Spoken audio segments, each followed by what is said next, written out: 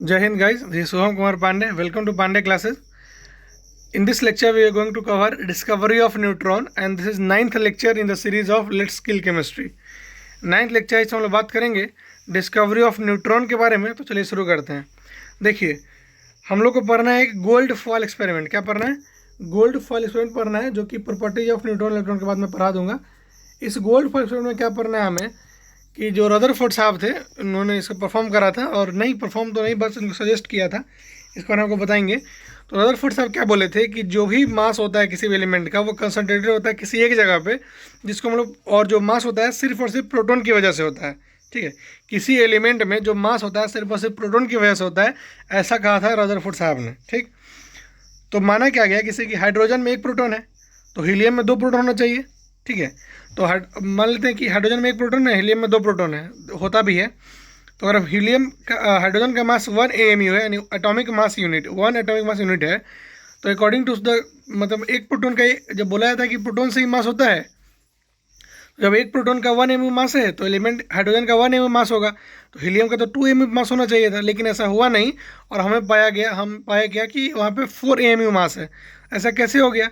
मतलब कि जब किसी एलिमेंट का मास डिपेंड करता है प्रोटॉन पे, तो एक प्रोटॉन का 1 AMU मास है तो दो प्रोटॉन का 2 AMU मास होना चाहिए, लेकिन ऐसा हुआ नहीं। वो क्या पाया गया? वो 4 AMU पाया गया। और ऐसा क्यों हुआ इसके बारे में पढ़ेंगे, हाउ। तो देखिए इसका जो क्रेडिट जाता है वो था जेम्स चैडविक को, जो कि 1932 में डिस्कवर किए न्यूट्रॉन के बारे में बताया। ठीक है, देखिए इसे पिछली वीडियो में पढ़े थे कि the smallest and lightest positive ion was obtain from hydrogen and was known as proton. This positively charged particle was characterized in 1919. Later, a need was felt for the presence of electrically neutral particle as one of the constituent atom. ठीक है, जरूरत पड़ने लगी एक neutral particle की। तो this particle were discovered by Chadwick in 1932 by bombarding a thin sheet of beryllium by alpha particle. एक beryllium के सीट पे, बेरिलियम एलिमेंट होता है उसका सीट पर अल्फा पार्टिकल का इन्होंने बम्बार्डिंग करवाया। अल्फा बीटा गामा का आप नाम सुने होंगे, वही alpha particle. When electrically neutral particle having a mass slightly greater than that of the proton was emitted, he named this particle as neutron. जो इलेक्ट्रिकली न्यूट्रल पार्टिकल था, मतलब उसके पास कोई चार्ज नहीं था और जो मास था थोड़ा ज़्यादा था प्रोटॉन से, तो उन्होंने उसको नाम क्या दे दिया? न्यूट्रॉन नाम दे दिया। और जो इम्पोर्टेंट बात था वो क्या था, देखिए यहाँ पे, जैसे देखिए यहाँ पे क्या किया तो उन्होंने यहाँ पे एक बेरिलियम का सीट रखा था। यहाँ पे जो दिख रहा है आपको कलर कर रहे हैं हम, बेरिलियम का सीट रखा। चलिए बेरिलियम का सीट रख दिया यहाँ पे, और यहाँ पे एक रख दिया पोलोनियम। पीओ क्या होता है? एक पोलोनियम एक रेडियो एक्टिव एलिमेंट है। अब चूंकि रेडियो एक्टिव है तो उससे क्या निकलता है? अल्फा बीटा गामा रेडिएशन निकलता है। तो यहाँ से अल्फा रेडिएशन निकला, तो अल्फा रेडिएशन क्या किया? बेरिलियम को पेनिट्रेट कर दिया, जिसके कारण क्या हुआ? यहाँ से न्यूट्रॉन निकला। ठीक है, एक पार्टिकल निकला जिसको उन्होंने, अभी तक न्यूट्रॉन नहीं पता था, बस हम लोग मान लेते हैं कि एन निकल रहा है, न्यूट्रॉन निकल रहा है। यहाँ पे क्या रखा उन्होंने? Paraffin wax. पैराफिन का दूसरा, पैराफिन को हम लोग बोलते हैं अल्केन ही बोलते हैं। ठीक है, आपको पढ़ाएंगे जब हम लोग 10th में पढ़ेंगे ना, क्या पढ़ेंगे? कार्बोनेट्स कंपाउंड, उसमें पढ़ाएंगे आपको पैराफिन वैक्स के बारे में। ठीक है, अब बस इतना समझिए कि पैराफिन क्या है? कि हाइड्रोकार्बन है। हाइड्रोकार्बन क्या है? यानी कि जिसमें कार्बन हाइड्रोजन दोनों का प्रोडक्ट मिला हो उसको बोलते हैं हम लोग हाइड्रोकार्बन। इसमें क्या है पैराफिन वैक्स में कि क्या कर रहा था कि जो न्यूट्रॉन आ रहा था इसको क्या कर रहा था? वो कैचअप करके यहाँ से हाई एनर्जी में, ठीक है, हाई एनर्जी में प्रोटॉन फेंक रहा था। ठीक है, तो इससे क्या सिद्ध होता है कि जो न्यूट्रॉन है इसका जो मास है वो बराबर है प्रोटॉन के, और जो मोमेंटम है वो ज़्यादा है। ठीक है, मोमेंटम ज़्यादा है तो ये इलेक्ट्रोमैग्नेटिक वेव तो हो नहीं सकता। क्या है ये इलेक्ट्रोमैग्नेटिक वेव नहीं है। ठीक है, क्या? क्योंकि ये मैकेनिकल ऑफ जो कंजर्वेशन ऑफ मोमेंटम होता है उसको फॉलो कर रहा है। मोमेंटम जानते हैं आप, मास इंटू वेलोसिटी होता है, तो मास तो सेम है तो वेलोसिटी ज़्यादा होगा किसका? समझ रहे हैं ना? अब देखते हैं कि देखिए वहाँ से जो प्रोटॉन निकल रहा था उसको कलेक्ट किया गया था। वहाँ पे प्रोटॉन जो निकल रहा था यहाँ से पैराफिन वैक्स के बाद, उसको क्या कर रहा था कि एक गैस, यहाँ गैस रखा गया था। ठीक है, गैस पार्टिकल था यहाँ पे। ठीक है, अब कोई भी चार्ज अगर गैस पे टकराएगा तो क्या होगा? चार्ज गैस जो होगा आयोनाइज हो जाएगा। जैसे कि आप देखते होंगे जो सराउंडिंग में जो इलेक्ट्रिसिटी आती है, ठीक है, इलेक्ट्रिसिटी जो दिखते हैं आपको बिजली गिरती थंडरिंग के समय, उसमें ऊपर जो गैस है वो क्या होता है? आयोनाइज हो जाता है, जिसके कारण क्या होता है? उसमें चार्ज यानी कि करंट आ जाता है। तो वही बात यहाँ भी होगा, जब प्रोटॉन जब टकराएगा जाकर गैस पार्टिकल से तो क्या होगा? एक करंट प्रोड्यूस होगा। करंट यहाँ पे क्या होगा? करंट इसको मेजर किया जाएगा। यहाँ पे जो करंट मेजर किया जाएगा उस करंट से डिसाइड किया जाएगा कि इसका जो वेलोसिटी है वो कितना है, मतलब किस वेलोसिटी से आ रहा है और कितना दूर से आ रहा है। ठीक है, तो इस तरह से उन्होंने पता लगाया कि जो पार्टिकल है उसका जो मास है वो करीब करीब बराबर है प्रोटॉन के, लेकिन चार्ज में क्या है वो न्यूट्रल है, मतलब उसका कोई चार्ज नहीं है लेकिन मास बराबर है प्रोटॉन के। इस तरह से उन्होंने फाइंड कर पाया था। कब? जब गैस आयनाइज होकर इलेक्ट्रिसिटी प्रोड्यूस करने लगा तब उन्होंने ये पता लगाया। It was discovered by Chadwick, in which he bombarded some light element with fast-moving alpha particle. He found that some of the new particles were emitted from carried no charge and have mass equal to that of proton.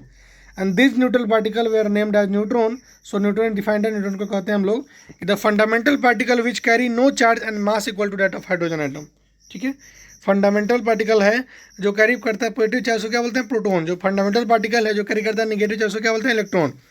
उसी तरह जो fundamental particle होगा जो carry करता है no charge इसको बोलते हैं न्यूट्रॉन, एंड इसका जो मास होता है वो करीब करीब बराबर होता है प्रोटॉन के। ठीक है, और हम लोग देखते हैं चार्ट देखें तो चार्ट आपको एनसीईआरटी में दिया हुआ है, आप देख सकते हैं कि इलेक्ट्रॉन को हम लिखते हैं ई से, प्रोटॉन लिखते हैं पी से, न्यूट्रॉन को लिखते हैं एन से। एक दो कंटेंट और मैं बढ़ा दूँ।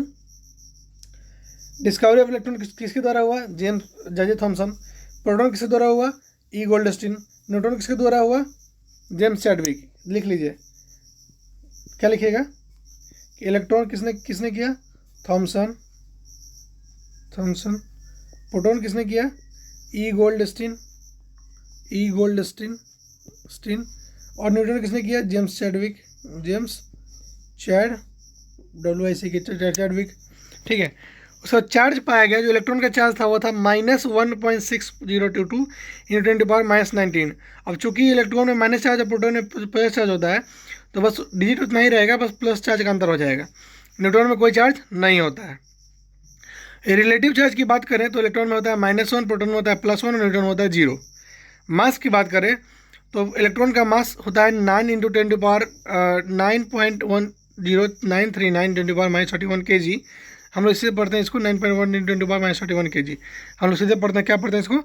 9.1 × 10⁻31 kg। और अगर प्रोटॉन की बात करें तो होता है 1.67 × 10⁻27। वहीं न्यूट्रॉन की बात करें तो वही होता है सेम टू सेम बराबर, थोड़ा मोड़ा का अंतर होता है। थोड़ा मोड़ा का अंतर कितना है? वो क्या है? 262 जो लिखा हुआ है लास्ट में, और यहाँ पे क्या है? 493 है, मतलब इतना ही थोड़ा मोड़ा का डिफ्लेक्शन यहाँ पे देखा गया। ठीक है, मास की बात करें मतलब कि यूनिट मास की बात करें तो होता है इलेक्ट्रॉन का 0.00054, वहीं प्रोटॉन का होता है 1.00727 और न्यूट्रॉन का होता है 1.00867। से याद करने की जरूरत नहीं है। जो एटॉमिक मास माना जाए तो अगर सीधे बना जाए तो इलेक्ट्रॉन का होता है 0, प्रोटॉन का होता है 1 और न्यूट्रॉन का होता है 1। समझ में आया? चलिए, तो ये रहा डिस्कवरी ऑफ न्यूट्रॉन के बारे में। तो समझ में आया क्या डिस्कवरी न्यूट्रॉन कैसे किया गया? एक बेरिलियम पार्टिकल पे, बेरिलियम एलिमेंट के थिन शीट पे अल्फा पार्टिकल का रेडिएशन किया गया, जिसके कारण क्या हुआ? एक ऐसा रे निकला जिसका चार्ज क्या था? 0 था और मास क्या था? इक्वल टू प्रोटॉन था। कैसे पता चला? जब ये जा करके माने कि पैराफिन वैक्स में इंजल्ज हुआ, ठीक है, वहाँ से एक काफ़ी तेज़ी से प्रोटॉन निकला जो कि गैस को एनाइज करके इलेक्ट्रिसिटी प्रोड्यूस किया। जिस इलेक्ट्रिसिटी के कारण उन्होंने जेम्स चैडविक ने जज कर पाया कि जो पार्टिकल है वो कितना दूर से आ रहा है और कितना वेलोसिटी से आ रहा है, जिससे पता चला कि इसका जो मास होता है न्यूट्रॉन का और प्रोटॉन का वो बराबर है, बिकॉज ये कंजर्वेशन ऑफ मोमेंटम को फॉलो कर रहा है। कंजर्वेशन मोमेंटम क्या होता है? Mass of 1 × velocity of 1 = mass of 2 × velocity of 2।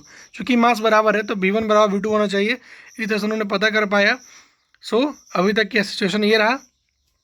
Thank you so much guys for watching, and for PDF you can definitely join our Pandey classes WhatsApp group, जिसका link description में दिया होता है। एंड अगर आपने चैनल को सब्सक्राइब नहीं किया अभी तक तो do subscribe the channel and like and share among your friend also. Thank you so much guys, thank you for watching. Meet you in another session जिसमें हम लोग बात करेंगे properties of neutron and proton के बारे में। Thank you so much, thank you for watching.